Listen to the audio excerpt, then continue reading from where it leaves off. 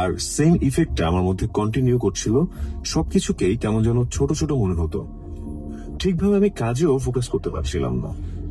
এরপর ব্যাপারটা আমি আমার ফ্যামিলিকে জানাই। মা আমাকে বলেন, বাবু তো তাড়াতাড়ি দেশে চলে আয়। আমি ফাইনালি বাংলাদেশে আসি।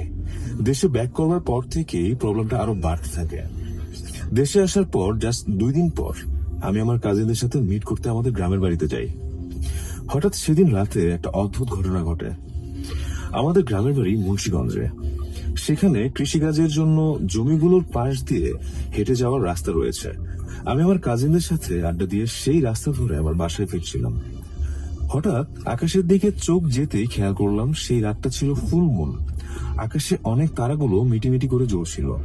আমি আকাশের দিকে তাকাতেই হঠাৎ একটা সাদা আলোর মতো কিছু একটার প্রেজেন্স দেখতে পেলাম।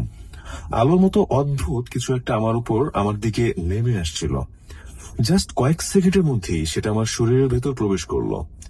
হঠাৎ করে আমি আমার নিজের মধ্যেই কোনো কিছুর উপস্থিতি অনুভব করতে পারছিলাম আর প্রচন্ড ভয় পাচ্ছিলাম।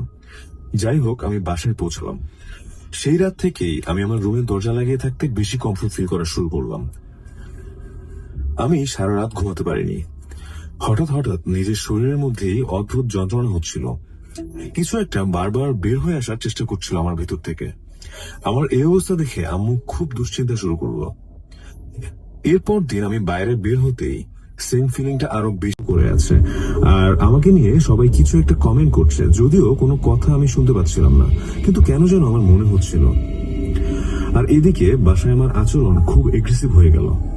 আমি দেখতে পাচ্ছিলাম আমার চারপাশের সবকিছু, মানে আমার চারপাশের সব অবজেক্ট গুলো নিজে থেকেই নড়তো এবং আমি সেগুলোকে কন্ট্রোল করার চেষ্টা করছিলাম।